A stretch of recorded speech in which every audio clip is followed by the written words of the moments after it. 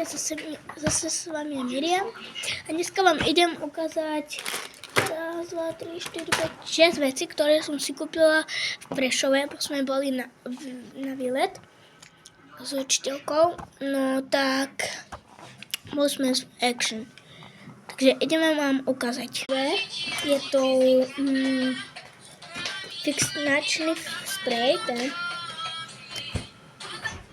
Buscare calculačka, Ďoďu, taká to ponos. Tu mám taký ten make-up. Takú to masku na tvár, takže kokonát a jedna moja kamarátka si to kúpila. Mám takú bulldog tímskú polievku. Vec, ktorou som chcela, je to domáce triky. Keď sa vám to video páčilo, dajte like, odber a čau!